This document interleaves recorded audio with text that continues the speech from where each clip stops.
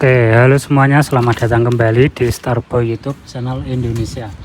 Pada video kali ini saya ingin membagi pengalaman ya teman-teman, tips dan trik cara memilih knalpot untuk Ninja 2 tak, khususnya untuk mesin standar. Oke teman-teman, untuk knalpotnya sendiri saya bagi menjadi beberapa kelompok atau kualifikasi ya teman-teman. Untuk pemilihan knalpot sendiri dimulai dari leher, chamber, inlet leher atau stinger, selanjutnya ada silencer, cap muffler end, juga merek atau brand, serta bahan atau materialnya. Yang terakhir yaitu harganya. Itu knalpot yang baik, yang sesuai, yang cocok untuk Kawasaki Ninja 2 tak yang menurut preferensi saya sendiri pribadi. Oke, kita bahas satu-satu ya teman-teman. Dimulai dari lehernya dulu nih teman-teman. Bisa teman-teman lihat lehernya sendiri berbentuk L ya teman-teman, tidak C. Teman-teman, kita bicara untuk mesin standar, bukan mesin porting, korean atau apapun itu. Kita bicara untuk mesin standar. Leheran L lebih direkomendasikan karena untuk mesin standar perlu yang namanya tekuan nih teman-teman.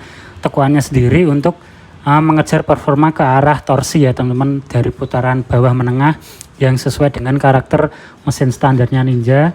Agar mengejar putaran bawah menengah agar tidak terlalu ngempos, maka diperlukan knalpot L. Ini diperlukan untuk menambah torsi nih teman-teman, karena knalpot tekuan sendiri itu berguna untuk mesin standar.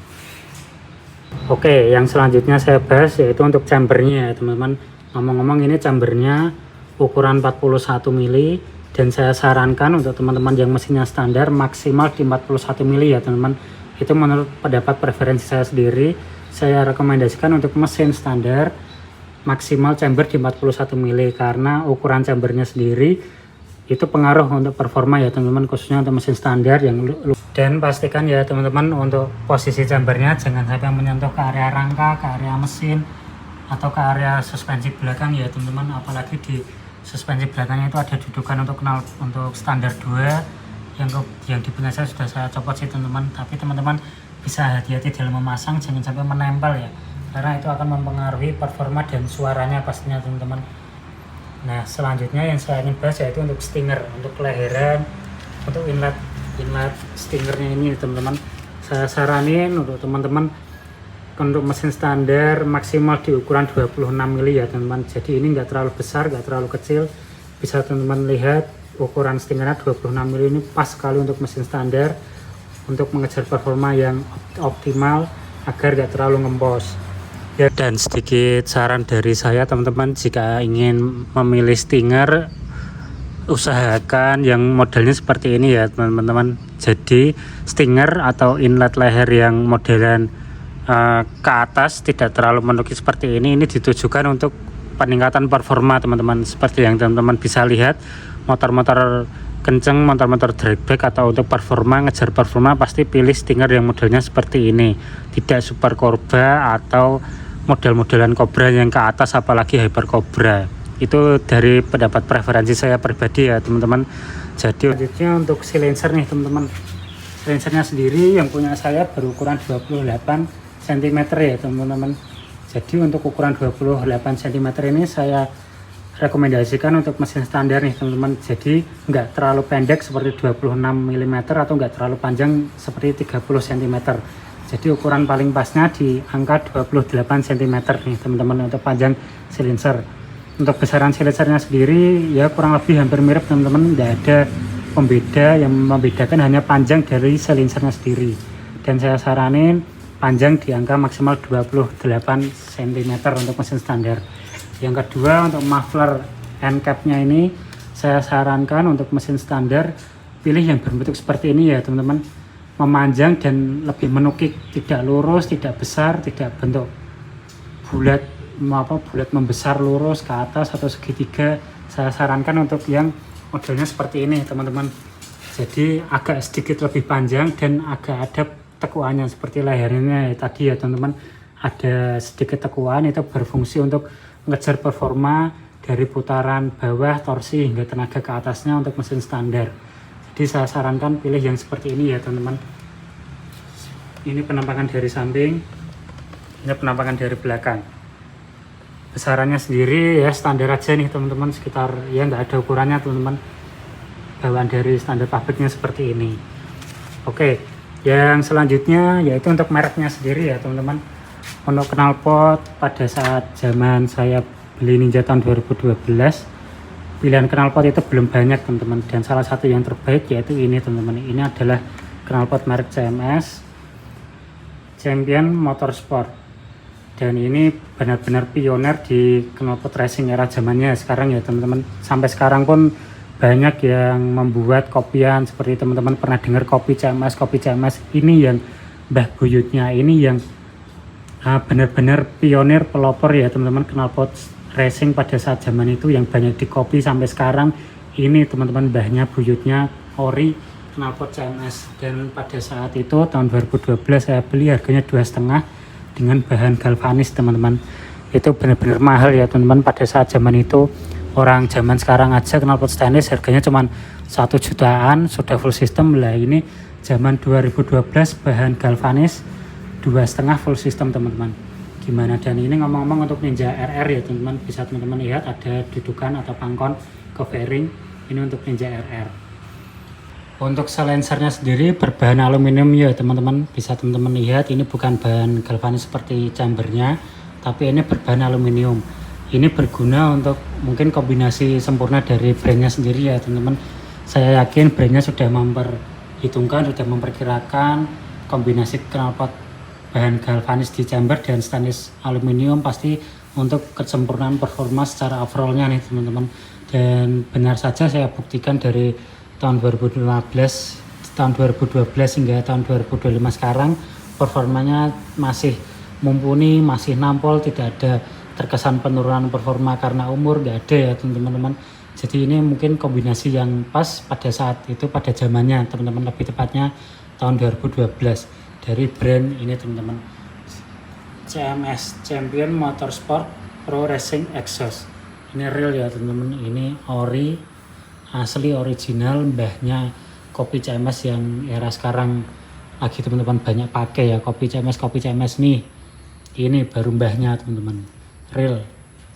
Memiliki reputasi yang bagus nih teman-teman, ketimbang merek-merek knalpot pada saat zaman itu. Banyak sih teman-teman, seperti Kerimpi, seperti Yeyepang, itu harganya cuma 1 jutaan teman-teman di era tahun 2010-an, dan pemainnya masih sedikit dan banyak banget yang lokalan-lokalan, tapi performanya nggak senampol knalpot ini teman-teman. Makanya ini pada zamannya knalpot CMS ini benar-benar revolusioner, mendongkrak performa banget untuk harganya, kualitasnya, dan saya pakai hingga sekarang tahun 2025 dan masih awet teman-teman.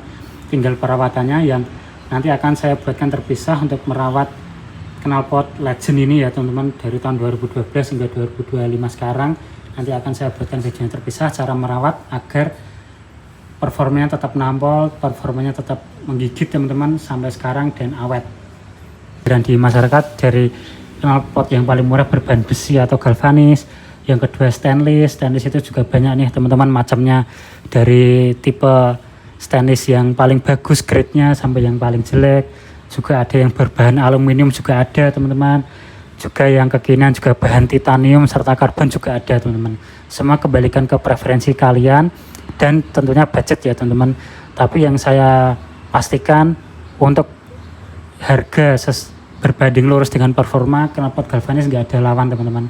Dari zaman dulu knalpot galvanis itu terkenal dengan harganya cukup murah, performanya dipastikan mendongkrak, biarpun bobotnya agak sedikit lebih berat ketimbang stainless teman-teman. Tapi percaya aja teman-teman, knalpot stainless untuk performa nggak bisa senampol knalpot berbahan galvanis. Apalagi ini knalpot legend zaman dulu ya teman-teman, yang masih saya pakai hingga sekarang. Dan mungkin teman-teman yang menonton video saya di video-video sebelumnya, kalau teman-teman pernah dengar suaranya itu benar-benar selain nyaring, kemerincing juga berbobot teman-teman. Jadi di gas, di blayer itu nggak kemretek, suaranya pecah ya teman-teman, tapi bulat, padat seperti motor drag, seperti suaranya itu duet-duet gitu teman-teman, nggak kemrenceng, nggak ngereng-ngereng gitu teman-teman.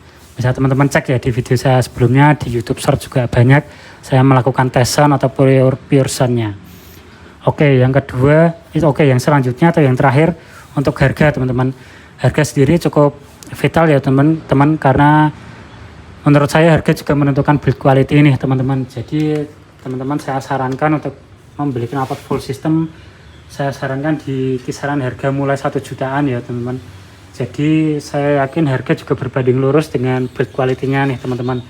Jangan teman-teman salah pilih knalpot yang murah, kecuali kalau second ya teman-teman. Saya bicaranya knalpot baru, saya sarankan teman-teman ambil yang harganya cukup masuk akal nih, dari brandnya, dari harganya sendiri. Ketika harganya sudah di atas 1 juta atau 2 jutaan lebih, itu lebih bagus sih ya, biarpun harga nggak menjamin ya teman-teman, karena sekarang banyak knalpot merek lokal yang kualitasnya juga terjamin bagus ya. Tinggal teman-teman pilih preferensi dan banding-bandingkan sih, komparasi sendiri. Saya yakin di YouTube, di TikTok, dan di Instagram juga banyak yang komparasi knalpot Ninja ini teman-teman. Jadi teman-teman, karena hukum ada harga ada rupa itu tetap berlaku ya teman-teman untuk knalpot ini. Oke, kesimpulan nih teman-teman, kenapa saya lebih pilih bertahan di knalpot CMS ini, yang untuk jangka panjangnya sendiri sudah pasti aman dan sudah terbukti ya teman-teman. Mesin standar, box filter standar, karbu standar, PJMJ juga standar, hanya menyesuaikan settingan aja dengan knalpotnya. Dan saya lebih pilih bertahan di knalpot CMS ini, walaupun untuk Ninja RR, tapi saya pakainya di Ninja R. Kepalanya barong ya teman-teman, ini cuma stripping aja SS. Dan saya lebih bertahan di knalpot ini yang berbahan galvanis, biarpun cepat karatan dan membutuhkan waktu untuk membersihkan sekitar 1 atau 2 bulan sekali untuk membersihkan karatnya. Tapi saya lebih pilih bertahan nih teman-teman untuk menggunakan knalpot ini, karena overall saya puas dari performanya. Dari dulu saya tes sendiri ya teman-teman, tahun 2015 saya cuman modal ganti knalpot ini aja, dan masih pelek standar waktu itu teman-teman, itu tembus 180 km per jam, dan itu bisa ditungguin teman-teman, dan cepet naiknya teman-teman. Saya nggak bohong, karena waktu itu belum zaman GoPro ya teman-teman, jadi saya nggak bisa nampilin kecepatannya dan nggak bisa ngasih footage nih teman-teman. Cuman percaya deh, ini di Speedo itu bisa sampai 180 nih teman-teman di sini ya, karena waktu itu keterbatasan track dan jarak, makanya 180 itu udah cukup buat saya. Dan untuk kilometernya sendiri masih 19.000 ya teman-teman sejak tahun 2012, karena saya sendiri juga jarang pakai ini teman-teman. Untuk motornya sendiri agak lumayan antik, karena barang koleksi ya teman-teman, nggak saya pakai harian, makanya saya jaga, saya rawat bener-bener, dan saya biarkan kondisi standar, tidak saya mainkan mesin, karena overall saya masih puas. Bahkan untuk ya plat kopling, part kopling pun nggak pernah saya ganti, mesinnya sendiri masih segelan nih teman-teman, dan itu udah membuat saya puas untuk performanya. Dan mungkin sekian gitu aja teman-teman, video kali ini membahas pilihan knalpot yang baik, yang cocok, yang sesuai dengan mesin standar Kawasaki Ninja 2 tak. Untuk teman-teman sekalian, silahkan di like jika suka menyukai video ini, dan juga subscribe jika ingin mendukung channel saya yang baru saya rintis, dan juga komen nih teman-teman jika ada pertanyaan, kita sharing-sharing bareng di kolom komentar. Oke, mungkin sekian gitu aja video kali ini. Terima kasih sudah menonton.